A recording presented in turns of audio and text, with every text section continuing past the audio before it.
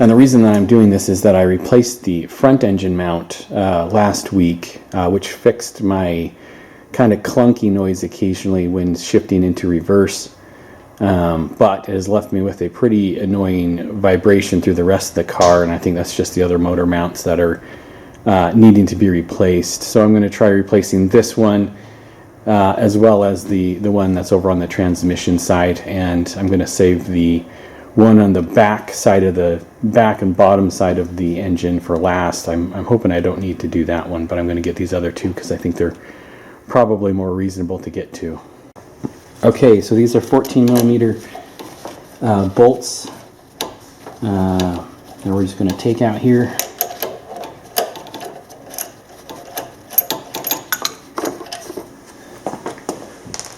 Sure, stay here. Pretty tight. And then some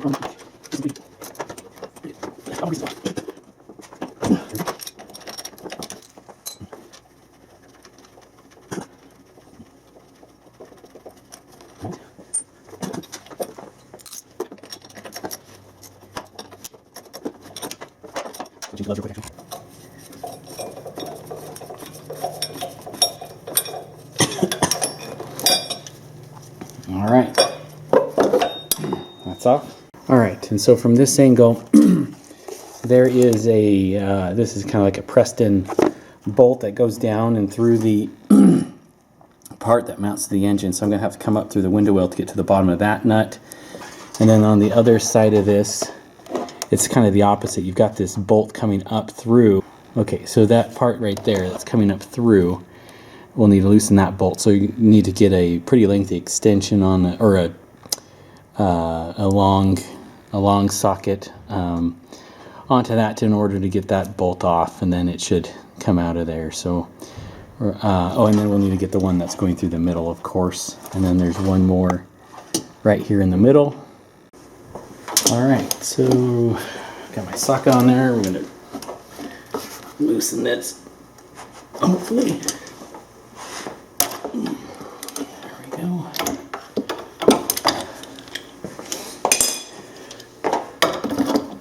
I've got one of these just kind of the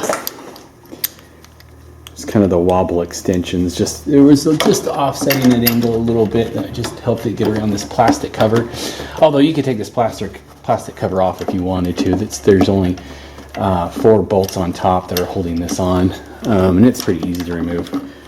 In fact, actually, I will probably end up removing it just to get at this top one. I could probably get in there with once again the same extension. If I can't get in there, I'll just go ahead and take the top off, but that is doable.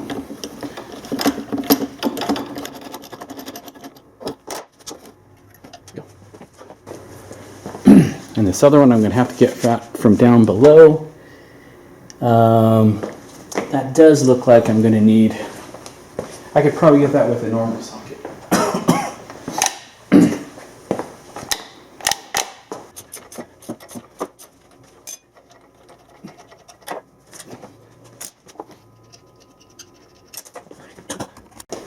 All right, so before I take that last bolt off, I'm going to loosen up the center one. As I think it's going to be easier to get that out, and then take that last one. There is a nut on the other side of this bolt that goes through the middle that we'll need to hold with another ratchet and socket on this other side, which I'm going to go ahead and do right now. All right, so I'm going to put this 14 millimeter head on the back here. There we go. That's a brake. So if you can get just whatever ratchet you have in there, this is a breaker bar that I have, so I'm going to hold that back, and then I'm going to use a 14 socket on the front. Let's see if we can't get this loose here. Let's see. Okay.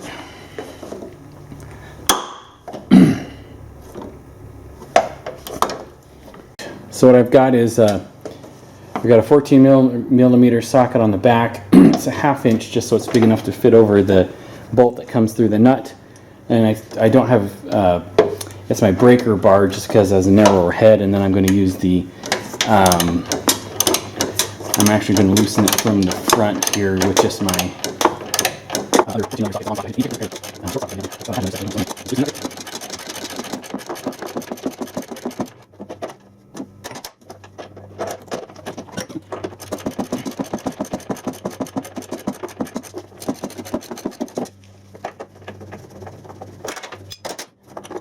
right, and it pulls down the back, so if you're trying to grab it, it falls all the way down the engine.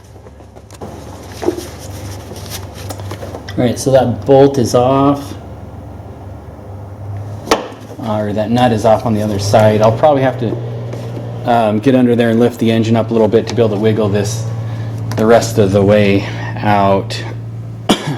So this is to show you down underneath. This is from the front of the car. This is the transmission next to the little kind of subframe bar. And I've got my lift with the block of wood, and it's kind of, the block of wood is straddling those two. There's two kind of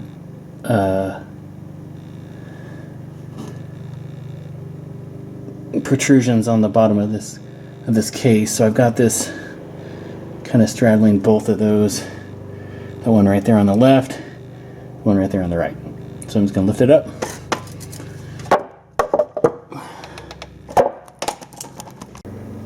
Alright, so I've got it kind of supported just a little bit on the bottom of that transmission. I've only jacked it up just slightly, and we're able to get this loose. Probably may even need to jack it up just a little bit higher to get that end bolt out. So I'll just go a little bit further. That's just enough to do it right there. So to get to that last bolt, I'm just going to go ahead and take this cover off.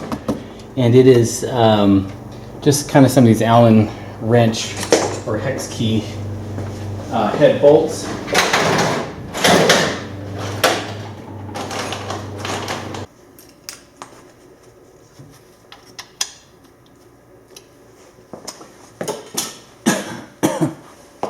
All right.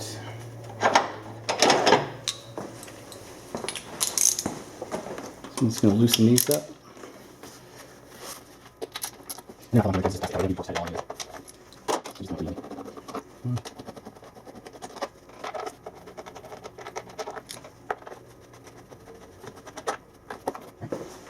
And now that gives us access to this bolt much easier, just kind of straight down. So we'll just take our little extension here.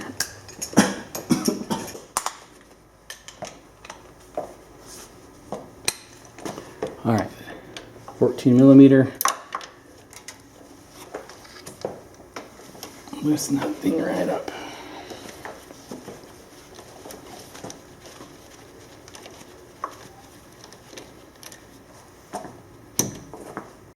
All right, 14 millimeter. Loosen this last bolt up and out like that. Now you can see that the engine mount is free.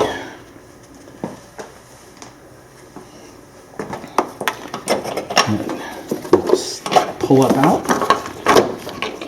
So this is the old one. And this is the old one. It does have these plastic covers that we'll need to transfer over to the other engine mount. This one is kind of cracked in there. And this car is 21 years old. It doesn't have that many miles on it. It's only got 160,000 miles on it. And if you can see here, these keys on these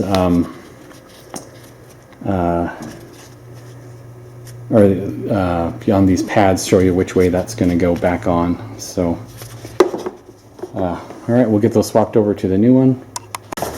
This is the new one that I bought. It's a Pioneer brand. I ended up getting it off Rock Auto, but it's the same part number as you can get from like Napa Auto Parts for like double the price. So I did save quite a bit of money getting it off Rock Auto.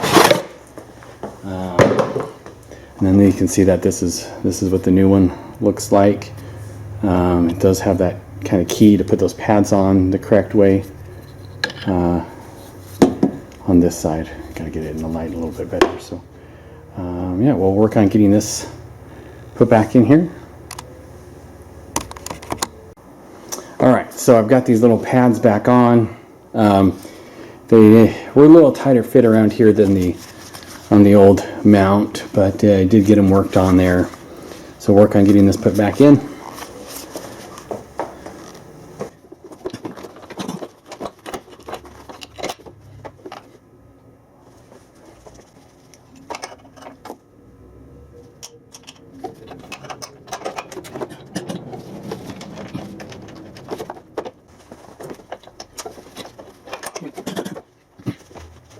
Go and put the nut on this other side. All right, so I've gotten ahead and put the bolt in through the middle there. And now, but there's a gap here. I lost my light. Now there's a gap there. And so I'm gonna have to lift the right side of this engine up. The way I had it set up for the jack on the right side, or excuse me, on the driver's side, underneath the transmission, wasn't quite lifting it up on this side as much. So I've got a big block of wood, wide, it's actually a 2x8, covering the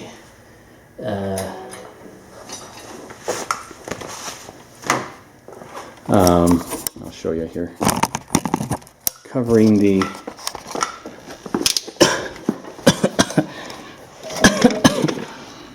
oil pan, just so it distributes the weight the most. I don't like cranking on any type of pan at all, so I've just kind of got it like this to hopefully distribute that weight a little bit. I may even just fix that a little bit so it's a little bit more even. And so I'm going to use that, and I might lift up on that as well, but we'll see what works the best here. Okay, so this has worked good, kind of lifting up on both sides just to get this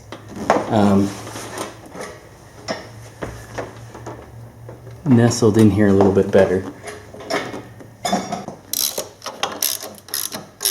Let's tighten that down in there.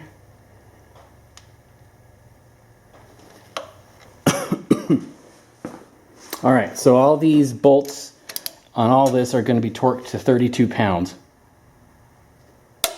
There we go.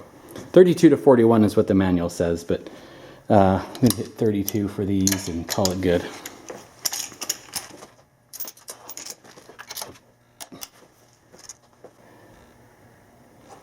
And that goes for this bolt as well. All these bolts, top and then into here, are going to be 32 to 41 foot-pounds.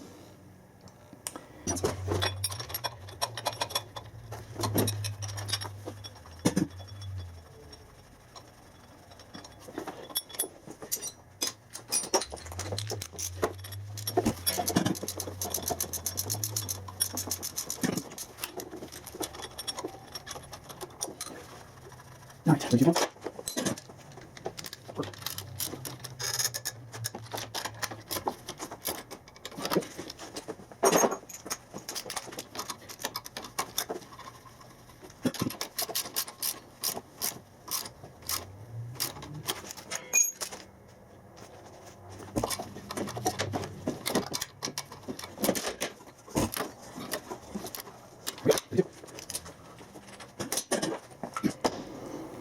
All right, and that is it for this side. It's all put back together. We'll slide this back on here, and we're good to go.